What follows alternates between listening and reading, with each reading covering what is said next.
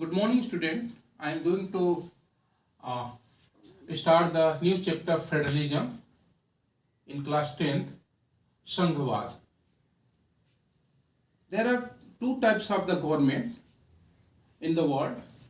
One is the unitary form of the government, and another is the federal form of the government. In the big country, they choose the federal form of the government because of they have the power have the decentralized. अलग अलग देशों में आप देखिएगा कि दो तरह की गवर्नमेंट है, एक तो एकात्मक सरकार है, दूसरी जो है संघात्मक सरकार है। तो ये जो संघात्मक federal system of the government है, they have the power is the decentralise, मतलब ऊपर से नीचे तक स्टेट फंक्शनिंग में स्टेट को वो अपने पावर को वो डिसेंट्रलाइज करते हैं, उनको देते हैं, जिससे कि स्टेट गवर्नमेंट भी फंक्शन कर सके और सेंट्रल गवर्नमेंट भी फंक्शन कर सके। सेंट्रल गवर्नमेंट पूरे whole country they have the rule on the government, on the people, and the state government function in the state levels, in state provincial. आप देखेंगे कि जो वर्ल्ड लेवल में आपको चेंजेस दिखाई देंगे, वो वर्ल्ड लेवल बिग जो कंट्रीज है, बड़ी कंट्रीज है, वहाँ पे पॉपुलेशन ग्रोथ बहुत ज़्यादा, पॉपुलेशन ग्रोथ होने की वजह से वहाँ पे आप बड़े पैमाने पर जो लोग हैं उनके लिए जो सरकारें हैं, गवर्नमेंट है, वो पूरा फंक्शनिंग नहीं कर पाती, पूरे तरह से काम नहीं कर पाती। इसलिए जो है जो फेडरलिज्म का जो कंसेप्ट है उसमें ये है कि power is divided between the central authority and the state government या तो स्टेट यूनिट्स। और इसमें क्या हो जाता है कि भाग लेने से क्या हो जाए कि स्टेट भी फंक्शन करता है और सेंटर भी फंक्शन करता है, और दोनों का जो मेन फंक्शन होता है वो है लोगों के लिए काम कर, पीपल्स के लिए वो काम करना। इस तरह से हम कर सकते हैं the federalism is the system of the government in which the power is divided between the central authority and the various constitute units of the country. Various constitute units में आप देख लीजिएगा कि जो है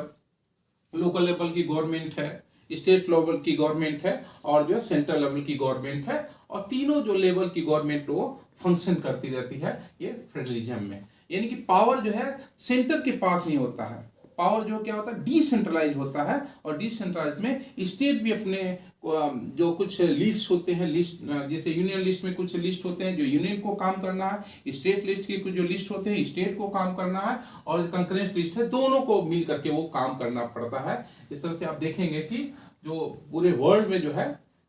दो तरह की गवर्नमेंट है, एक जो सेंट्रल लेवल की गवर्नमेंट है और एक रीजनल लेवल की गवर्नमेंट है, और ये जो रीजनल और सेंट्रल गवर्नमेंट है वो दोनों फंक्शन करती है अपने अपने कॉन्स्टिट्यूशन सिस्टम को ध्यान में रखते हुए। अब भारत का देखिए आप जो है कि भारत जो है बहुत बड़ा देश है, कल्चर अलग है, सोसाइटी अलग है, यहाँ पर तमाम जगहों पे आप देखिएगा कि food habits are the different. जो डिफरेंस इलाके में आप देखिएगा, डिफरेंस जगह देखिएगा तो उसकी क्लाइमेटिक कंडीशन भी अलग है, जियोग्राफिकल कंडीशन भी अलग है, तो उसके लिए स्टेट गवर्नमेंट को बहुत ज़्यादा पावर मिले हुए जिससे कि वो फंक्शन कर सके। अब ये है कि इसका फीचर्स क्या, क्यों एक्सेप्ट करते हैं लोग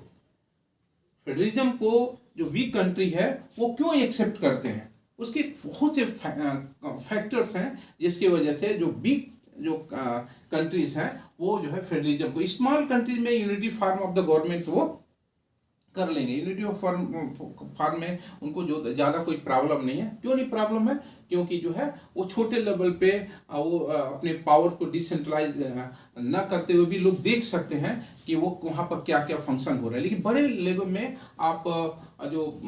सिस्टम है वो कलेप्स हो सकता है, क्योंकि इतने बड़े देश में एक जगह की एक गवर्नमेंट है वो पूरी तरह से फंक्शन नहीं कर सकती है, क्योंकि पावर उसमें डिसेंट्रलाइज नहीं होता। अब ये की फीचर आप दो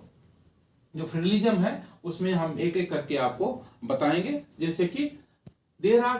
2 और मोर लेवल ऑफ गवर्नमेंट, यानी कि यूनिटी सिस्टम में only 1 level of the government होती है, जबकि जो फेडरलिज्म वाली गवर्नमेंट में मोर देन 2 लेवल की गवर्नमेंट। भारत में देखिए आप जो है तो सेंट्रल लेवल की गवर्नमेंट, स्टेट लेवल की गवर्नमेंट और जो है लोकल लेवल की गवर्नमेंट, जो नगर पालिका है, पंचायती राज सिस्टम में जो जितने भी ग्राम प्रधान है, ग्राम सभा है, या तो ब्लॉक लेवल पे जो गवर्नमेंट है वो जो है वो रहती है, जिससे कि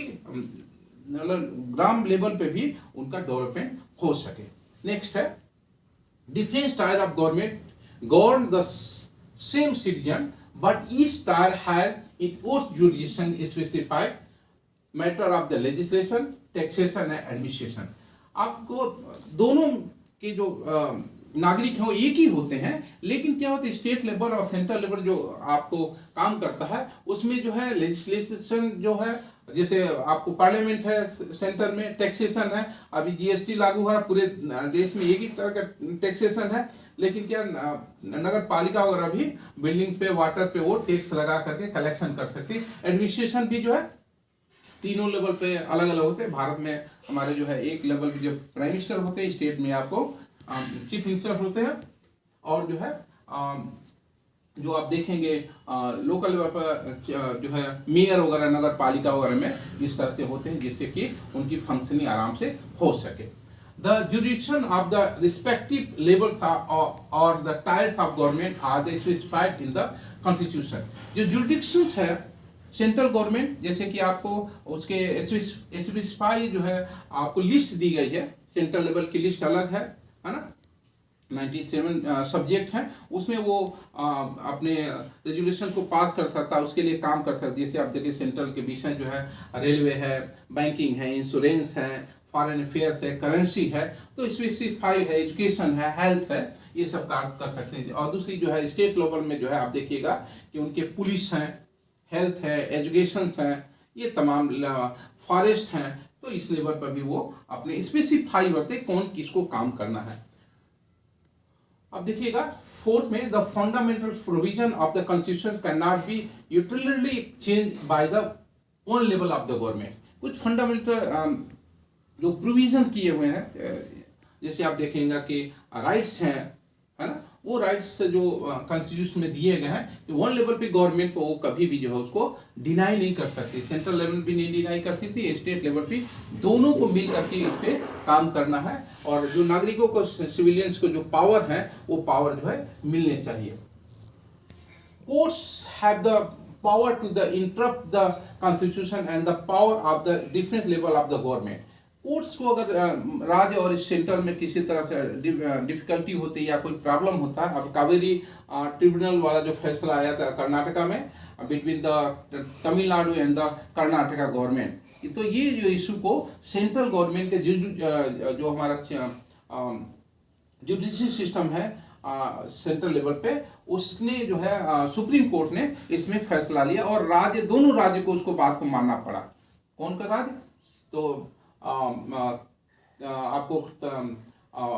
तमिलनाडु और जो है कर्नाटका, ये दोनों राज्य को माना, और 60% जो वाटर है वो कर्नाटका के हिस्से में गया, और 40% जो वाटर है वो जो है तमिलनाडु हो गया। इस तरह से वो जो बड़ी प्रॉब्लम थी, बिग इशू था पानी का, वाटर डिस्प्यूट्स का, वो सॉल्व हो गया। Sources of revenue of for each level of government are clearly specified to ensure its financial authority. अब पहले क्या था कि सोर्सेज ऑफ इनकम क्या था, इनकम टैक्स लोग देते हैं, सेल टैक्स लोग देते थे, हाँ, और कॉर्पोरेट टैक्स, बिल्डिंग टैक्स, तमाम तरह के टैक्सेस हम जमा करते हैं। तो उसमें क्या होता है, अब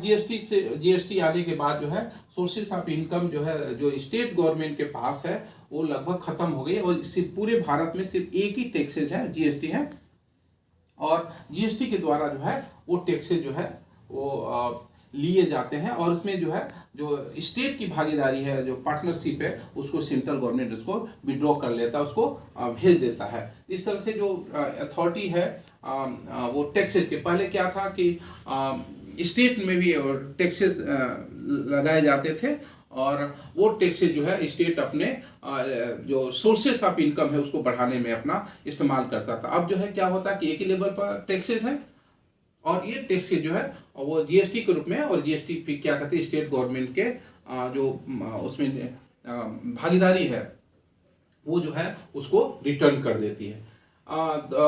लास्ट है the federal system thus has the dual objective to safeguard and the promote unity of the country. एक सबसे इम्पोर्टेंट है कि लोगों के जो अधिकार है, पावर है, उसको सेफगार्ड की तरफ कंट्री को रखना है, और जो यूनिटी है, एकता है, भारत की एकता है, उसको बनाए रखने के लिए भी जो है वो फेडरल सिस्टम काम करती है, जिसे culture, society, difference language, different food habit है अलग अलग क्षेत्रों में। तो अलग अलग क्षेत्रों में होने की वजह से वो क्या करते हैं कि उनकी यूनिटी के लिए भी गवर्नमेंट काम करती है, जिससे देश में एकता। अब श्रीलंका में आप देखिए कि वहाँ लैंग्वेज के इशू है, लेकिन बेल्जियम में जो है लैंग्वेज का इशू नहीं है, वहाँ पे एकता बनी हुई, क्योंकि वहाँ फेडरलिज्म वाली गवर्नमेंट है, फेडरल गवर्नमेंट है। लेकिन श्रीलंका में united form of the government है, और वहाँ पर क्या होता है, यूनिटेड फॉर्म ऑफ गवर्नमेंट के होने की वजह से जो तमिलियन है वहाँ पर अपने जो पावर्स हैं वो वहाँ पे जो इंस्टीट्यूटी है, जो जूडिशरी है, जहाँ वो दूसरे लेवल की गवर्नमेंट है, वहाँ उनको पावर नहीं मिली, पार्टनरशिप वहाँ नहीं मिले। इसके लिए वहाँ पर क्या है कि अगर वो federal form of the government रहता तो वहाँ पर उनको भी पावर मिलता, और वहाँ पर क्या होता, एक अच्छी गवर्नमेंट वहाँ बन सकती और सबके अधिकारों की बात कर सकते। भारत में